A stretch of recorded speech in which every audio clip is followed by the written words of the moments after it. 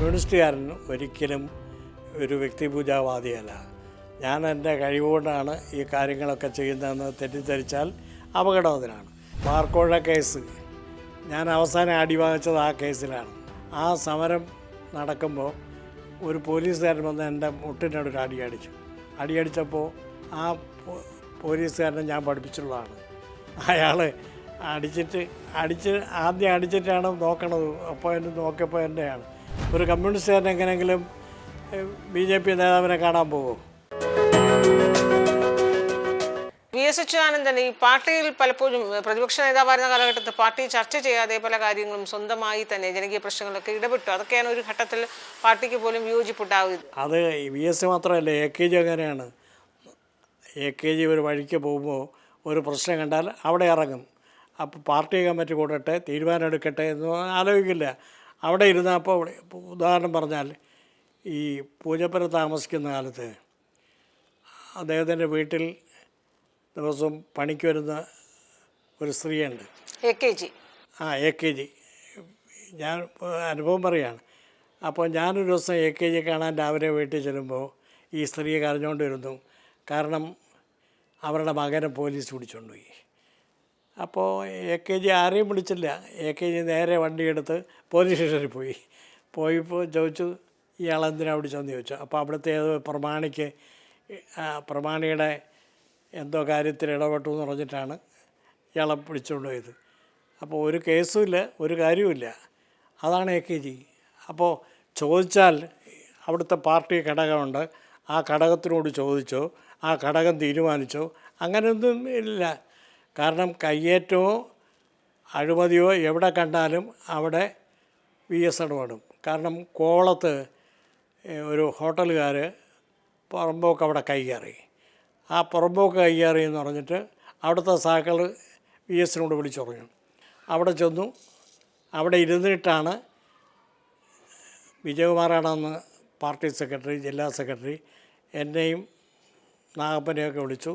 ഞങ്ങളെല്ലാം വണ്ടിയെടുത്ത് ആളുകളെ കൂട്ടി അവിടെ ചെല്ലുമ്പോൾ VS അവിടെ ഇരിക്കുകയാണ്. പക്ഷെ നമുക്ക് തർക്കിക്കാൻ പറ്റുമോ? VS എന്തിനവിടെ പോയി? ജില്ലാ കമ്മിറ്റിയോട് ആലോചിച്ചോ എന്നൊക്കെ ചോദിച്ചാൽ ഈ നാരായം ചോദ്യം ചോദിക്കാൻ ആർക്കും ആവും. പക്ഷേ ജനങ്ങളുടെ ഒരു പ്രശ്നം വന്നാൽ, ജനങ്ങൾ ആവശ്യപ്പെട്ടാൽ അവിടെ എത്തുക എന്നുള്ളതാണ് നേതാവിൻ്റെ ഗുണം. അതാണ് AKG ചെയ്തിരുന്നത്. അതേ ശൈലിയാണ് VSും ചെയ്തത്. അപ്പോൾ ഇങ്ങനെയൊക്കെ VS പലപ്പോഴും ഈ രീതിയിൽ പോകുമ്പോഴായിരുന്നു VSൻ്റെ ഒരു ജനകീയ നേതാവായി അല്ലെങ്കിൽ ജനകീയനായ ഒരു പ്രതിപക്ഷ നേതാവായൊക്കെ അദ്ദേഹം മാറിയത്. ഇത് ഒരു ഘട്ടത്തിൽ VSനെ തന്നെ വിമർശിച്ചത് ഈ പാർട്ടിക്ക് അതീതനാണ് എന്നൊരു തോന്നൽ VSനുണ്ട്. അതിനെയാണ് ഈ ബിംബം ചുമക്കുന്ന കഴുത എന്ന രീതിയിലൊക്കെ വിമർശിച്ചത്. വ്യക്തിപൂജ പാർട്ടിയിലില്ല, എല്ലാവരും പാർട്ടിയിൽ ഒതുങ്ങി നിൽക്കണമെന്നൊക്കെ. ആ പറയുന്നതിനകത്ത് വല്ല അർത്ഥമുണ്ടോ? ഈ ജനങ്ങളെ സേവിക്കുന്നവരെ കൂടെ ജനങ്ങളെത്തും. ഇപ്പോൾ AKGയെ കണ്ടാൽ ജനങ്ങളെ ആഹ്ലാദത്തോട് തുള്ളിച്ചാടും. ആ പരുവായിരുന്നു VS. അപ്പോൾ കണ്ണേ കരളെ VS എന്ന് പറഞ്ഞിട്ട് ആളുടെ മുദ്രാവാക്യം പിടിച്ച് മുന്നേറുന്നതെന്ന് പറഞ്ഞാൽ VS ജനങ്ങൾക്ക് വേണ്ടി മുന്നിട്ട് നിന്നുകൊണ്ട് മാത്രമാണ്. അല്ലാതെ ജനങ്ങളുടെ പ്രശ്നങ്ങൾ പരിഹരിക്കാൻ, അവരുടെ സമരങ്ങൾക്ക് നേതൃത്വം കൊടുക്കാൻ VS ഉണ്ടായതുകൊണ്ടാണ്. ഇപ്പോൾ ഉദാഹരണം പറഞ്ഞാൽ, എനിക്ക് നേരിട്ട് അറിയാവുന്നതാണ്, കാലത്ത് എനിക്ക് ഓർമ്മയില്ല, നമ്മുടെ സെക്രട്ടേറിയറ്റ് നടയിൽ പന്തൽ കെട്ടാൻ സമ്മതിക്കില്ല. അപ്പോൾ SFIക്കാർ അവരൊരു സമരം പ്രഖ്യാപിച്ചു. ആ സമരം പ്രഖ്യാപിച്ച് അനിശ്ചിതകാല നിരാഹാരം. അവിടെ ഒരു പന്തൽ കെട്ടാൻ വന്നു. സാധനങ്ങളൊക്കെ ഇട്ട് വന്നപ്പോൾ പോലീസ് ഒരു കാരണവശാലും സമ്മതിക്കില്ല. അപ്പോൾ VS വടക്ക് എവിടെ നിന്ന് വരികയാണ്. അപ്പോൾ VSനോട് ആരോ പറഞ്ഞു ഇങ്ങനൊരു സംഭവം ഉണ്ടെന്ന്. VS അവിടെ വന്നു. അപ്പോൾ ഞങ്ങളൊക്കെ അവിടെ നിൽക്കുകയാണ്. അപ്പോൾ പറഞ്ഞു എന്താ സംഭവം എന്ന് ചോദിച്ചാൽ അപ്പോൾ സംഭവം പറഞ്ഞു. അപ്പോൾ VS പറഞ്ഞു എന്നാൽ ഞാനിവിടെ കിടക്കുകയാണ്, പന്തൽ കെട്ടെന്ന് പറഞ്ഞു. പന്തൽ കെട്ടിയപ്പോൾ അവിടുത്തെ കമ്മീഷനെ വിളിച്ച്, നമ്മുടെ സിറ്റി കമ്മീഷനെ വിളിച്ച് പറഞ്ഞു തൊട്ട് പോരുത് ഒരാളെയെന്ന് പറഞ്ഞു. അത് VS ആയതുകൊണ്ടാണ് അവർ തൊടാത്തത്. അല്ലെങ്കിൽ വേറെ ആരെങ്കിലാണെങ്കിൽ നമ്മളൊക്കെ അടിച്ച് ശരിപ്പെടുത്തിയാനെ. VS അവിടെ കിടന്നു. 2 ദിവസം 3 ദിവസം കഴിഞ്ഞപ്പോൾ സമരം പിൻവലിച്ചു. VS എഴുന്നേറ്റ് പോയി. അങ്ങനെ പാർട്ടിക്ക് അപ്പുറത്തേക്ക് വ്യക്തിപ്രഭാവമുള്ളൊരു നേതാവായി VS. അത് അങ്ങനെ പാർട്ടിക്ക് അപ്പുറത്തെന്ന് പറഞ്ഞാൽ ഈ പറയുന്നതിന് വല്ല അർത്ഥമുണ്ടോ? കാരണം ജനങ്ങൾക്ക് മതിപ്പുണ്ടാക്കുന്ന കാര്യങ്ങൾ ചെയ്യുമ്പോൾ പാർട്ടിയെ അല്ല ആലോചിക്കുന്നത്. അവർ കമ്മ്യൂണിസ്റ്റ് പാർട്ടിയുടെ റെക്കോർഡ് നോക്കിയിട്ട് അവിടെ തീരുമാനം എടുത്തിട്ടാണോ ഇയാൾ വന്ന് കിടക്കുന്നതെന്നൊക്കെ ആലോചിച്ചിട്ടല്ലല്ലോ. സ്വാഭാവികമായിട്ട് ജനങ്ങളുടെ പ്രശ്നങ്ങൾ പരിഹരിക്കാൻ എന്ത് സമീപനം സ്വീകരിച്ചു എന്ന് മാത്രമല്ലേ ഉള്ളൂ. ഇപ്പോൾ പ്ലാച്ചിമട അതുപോലെ ഒരുപാട് വിഷയങ്ങൾ, പിന്നെ നമ്മുടെ എൻഡോസൾഫാൻ ദുരിതബാധിതരുടെ വീടുകളിൽ പ്രദേശങ്ങളും അവിടെയൊക്കെ പോകാൻ ഒരു കമ്മ്യൂണിസ്റ്റ് പാർട്ടിയുടെ സെൻട്രൽ കമ്മിറ്റി തീരുമാനിച്ചിട്ടില്ല, സംസ്ഥാന കമ്മിറ്റി തീരുമാനിച്ചിട്ടില്ല, ജില്ലാ കമ്മിറ്റി തീരുമാനിച്ചിട്ടില്ല. ഒരു പക്ഷേ അവിടുത്തെ ജില്ലാ കമ്മിറ്റി പോലും അറിഞ്ഞിട്ടുമില്ല. പക്ഷേ ഇതൊക്കെ പാർട്ടിക്കുള്ളിൽ അസ്വസ്ഥതകൾ വലിയ രീതിയിൽ തന്നെ ഉണ്ടായിരുന്നു അല്ലേ അന്ന് ഈ ഔദ്യോഗിക വിഭാഗത്തിനൊക്കെ? അല്ല, സ്വാഭാവികമായിട്ട് എന്താണെന്നറിയോ, ഇത് ദഹിക്കാത്തൊരു വിഭാഗമുണ്ടല്ലോ. കാരണം വെച്ചാൽ ഈ പാർലമെൻ്ററി ജനാധിപത്യത്തിൽ ചില സുഖഭോഗങ്ങളുണ്ട്. കാരണം ഇപ്പം ഞാൻ പറയാം, ഞാൻ ജീവിക്കുന്നത് എൻ്റെ MLA പെൻഷൻ കൊണ്ടാണ്. അപ്പോൾ അതൊരു ചെറിയ കാര്യമല്ലല്ലോ. അപ്പോൾ ഒരു MLA സ്ഥിരമായിട്ടായി കഴിഞ്ഞാൽ എന്തെല്ലാം സൗകര്യം കിട്ടും, എന്തെല്ലാം പ്രിവിലേജ് കിട്ടും. ആ പ്രിവിലേജിനൊക്കെ അനുഭവിക്കുമ്പോഴത്തേക്ക് അത് നഷ്ടപ്പെടാതിരിക്കാൻ വേണ്ടി ഞാൻ ശ്രമിച്ചെന്ന് വരും. അപ്പോൾ ഞാൻ വഷളായെന്ന് വരും. ഞാൻ 2 തവണയെ മത്സരിച്ചുള്ളൂ. 3-ാമത്തെ തവണ മത്സരിക്കാൻ തീരുമാനിച്ചപ്പോൾ ഞാൻ സ്വയം ഒഴിവായി. പക്ഷേ അതോരോരുത്തരും പറയില്ല. ഒഴിവാകുന്ന കാരണം എന്താണെന്നറിയാം, എൻ്റെ നാട്ടിൽ വേറെ ചെറുപ്പക്കാരുണ്ട്, അവർക്ക് സ്ഥാനാർത്ഥിയാവാൻ മോഹമുണ്ട്. അതുകൊണ്ട് അവരെ സ്ഥാനാർത്ഥിയാക്കാതെ വന്നു, പകരം വേറെ ആളെ കൊണ്ടുവന്നു. വേറൊരു ചരിത്രമാണ്. അതൊക്കെ സ്വാഭാവികമാണ്. ഈ പാർലമെൻ്ററി ജനാധിപത്യം എന്ന് പറയുന്നത് വാസ്തവത്തിൽ ആക്ച്വൽ ജനാധിപത്യമല്ല, ഇത് പണാധിപത്യമാണ്. പാർലമെൻറ്റ് മറയാക്കിയിട്ട് പണമുള്ളവന് രക്ഷപ്പെടാൻ പറ്റുന്ന ഒരു സംവിധാനമാണ് പാർലമെൻ്ററി ജനാധിപത്യം. നിങ്ങൾക്കറിയാമല്ലോ, ഒരു തിരഞ്ഞെടുപ്പിന് ഇപ്പോൾ എത്ര രൂപ ചിലവാക്കേണ്ടി വരുന്നത്. പക്ഷേ ആ കൂട്ടത്തിൽ യഥാർത്ഥ രാഷ്ട്രീയ പ്രവർത്തകരും അതിൽ രക്ഷപ്പെട്ടു എന്ന് വരും. വലിയൊരു ജനകീയ നേതാവ് VS വളർന്നപ്പോഴായിരിക്കണം ഏതൊരു ഘട്ടത്തിൽ വ്യക്തിപൂജകളൊന്നും പാടില്ല, പാർട്ടിയിൽ ഒതുങ്ങി പാർട്ടിയുടെ അച്ചടക്കത്തിൽ നിന്ന് പ്രവർത്തിക്കണമെന്നൊക്കെ ഒരു നയം പാർട്ടിയിൽ കൊണ്ടുവരികയൊക്കെ ചെയ്തിരുന്ന ആ നേതാക്കന്മാരാണ് പിന്നീട് ഇപ്പോൾ ഏറ്റവും ഒടുവിൽ മുഖ്യമന്ത്രിക്ക് അനുകൂലിച്ച് വാഴ്ത്തുപാട്ടുകളും ഒക്കെ ഉണ്ടാകുന്നൊരു കാലം. അതിൽ തന്നെ ഒരു കാര്യം മനസ്സിലായി, അവരെത്ര ആത്മാർത്ഥയുണ്ടെന്ന്. അപ്പം അന്ന് തെറ്റായിരുന്നത് ഇന്ന് കാലങ്ങൾക്ക് ഇപ്പുറത്തേക്ക് ഇത് ശരിയായി മാറിയിരിക്കുന്നു. അതൊക്കെ ചോദിക്കേണ്ടത് നിങ്ങളാണ്, ഞങ്ങളല്ല. ആ സമയത്ത് ഉണ്ടായിരുന്ന ഒരു നേതാവെന്ന നിലയിൽ അങ്ങ് അതിനെ ആ ഒരു മാറ്റത്തെ എങ്ങനെയാണ് വിലയിരുത്തുന്നത്? ആ മാറ്റം ഒരിക്കലും അംഗീകരിച്ചിട്ടില്ല. കാരണം വെച്ചാൽ ഈ VS ഒരു വ്യക്തിപൂജാവാദിയായിരുന്നില്ല, വ്യക്തിപ്രഭാവത്തിന് വേണ്ടി അദ്ദേഹം ഒന്നും ചെയ്തിട്ടില്ല. അത് എനിക്ക് നേരിട്ട് അറിയാവുന്നൊരു കാര്യമാണ്. പക്ഷേ അദ്ദേഹത്തെ അന്ന് മറ്റൊന്നും പറഞ്ഞു എതിർക്കാൻ നിവർത്തിയില്ല.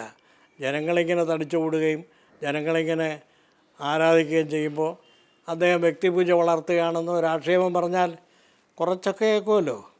പക്ഷേ അതിപ്പോൾ എത്ര ആത്മാർത്ഥതയില്ലാതെയാണ് പറഞ്ഞതെന്നുള്ളത് ബോധ്യമാവുന്നുണ്ട്. മുഖ്യമന്ത്രി പിണറായി വിജയനും ഈ രീതിയിൽ വാഴ്ത്തുപാട്ടൊക്കെ പാടുമ്പോൾ അതിനെ അങ്ങ് അംഗീകരിക്കുന്നുണ്ടോ? ഞാൻ അംഗീകരിച്ചിട്ട് കാര്യമില്ലല്ലോ. ഞാൻ അംഗീകരിക്കാതിരിക്കുകയോ ചെയ്യാം, അതൊരു വിഷയമല്ല. അത് ഞാൻ നേരത്തെ പറഞ്ഞല്ലോ, അവനവൻ്റെ മനസാക്ഷിക്ക് വിടേണ്ട കാര്യമാണ്. കാരണം കമ്മ്യൂണിസ്റ്റുകാരൻ ഒരിക്കലും ഒരു വ്യക്തിപൂജാവാദിയല്ല.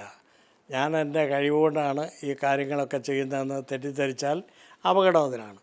കാരണം ഒരു പ്രസ്ഥാനമാണ്, ബഹുജനങ്ങളാണ് ഒരാളെ നേതാവാക്കുന്നതും നേതാവല്ലാതാക്കുന്നതും.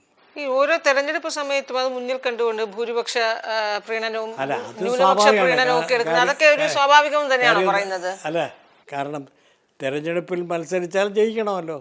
അപ്പോൾ അതിനാവശ്യമായ നയം രൂപീകരിക്കണം.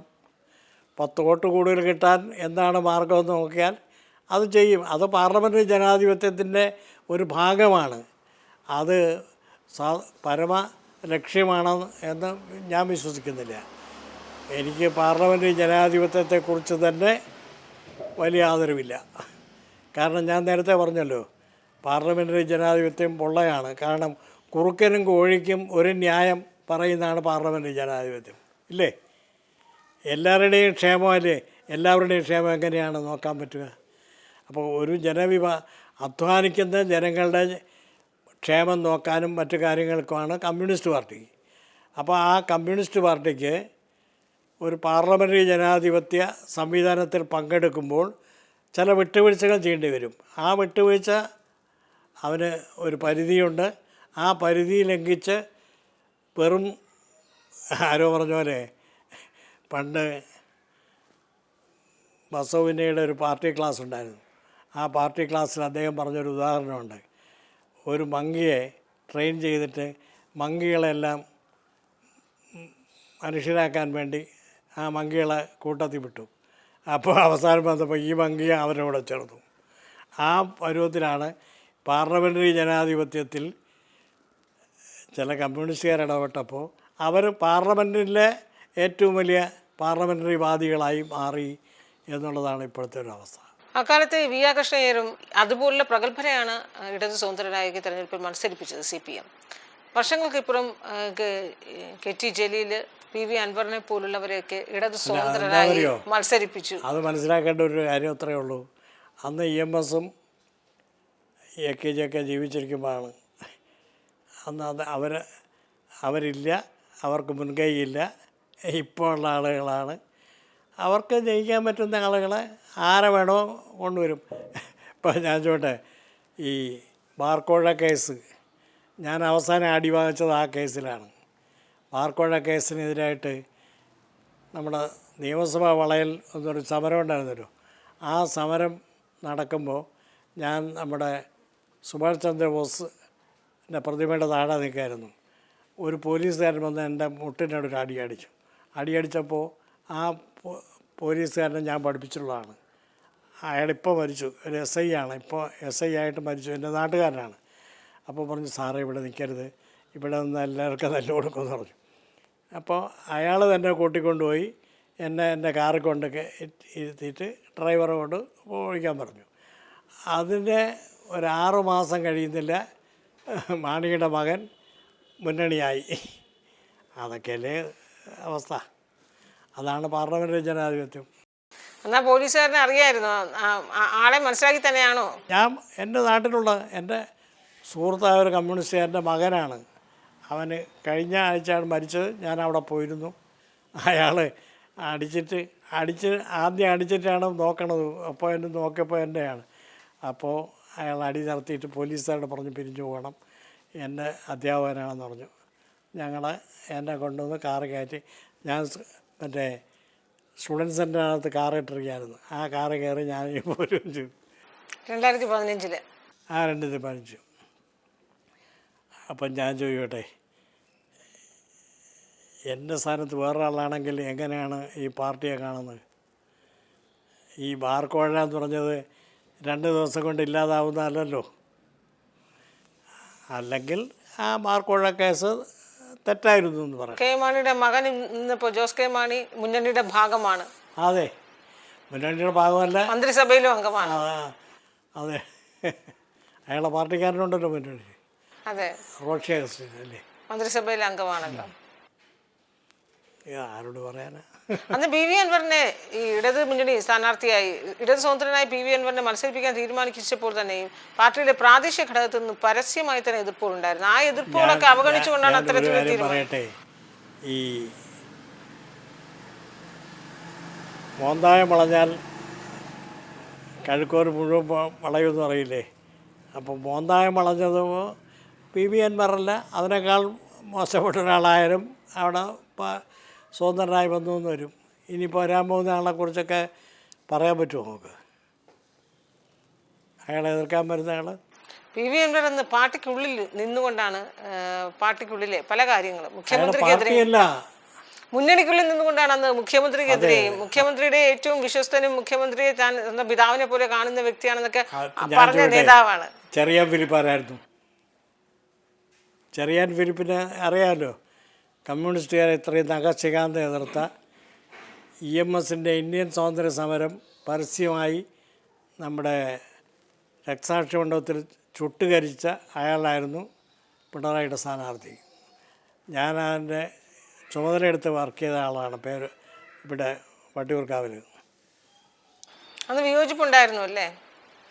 വിയോജിപ്പ് പറയാനുള്ളത് പോലെ പറയാൻ പറ്റൂ. അങ്ങനെയുണ്ടല്ലോ. ഇപ്പം എൻ്റെ അമ്മയോടോ എൻ്റെ ഭാര്യയോടോ എൻ്റെ വിയോജിപ്പ് ഞാൻ നിങ്ങളുടെ പറയുമോ? പറയില്ലല്ലോ. ഈ P V Anvar political secretary P ശശിക്കെതിരെ ആവർത്തിച്ച് അദ്ദേഹം കാട്ടുകളൻ എന്നൊക്കെയാണ് പറയുന്നത്. അത് വ്യക്തിപരമായിട്ട് എനിക്കൊന്നും അറിയില്ല. എനിക്കറിയാത്തതുകൊണ്ട് ഞാൻ പറയുമല്ലോ.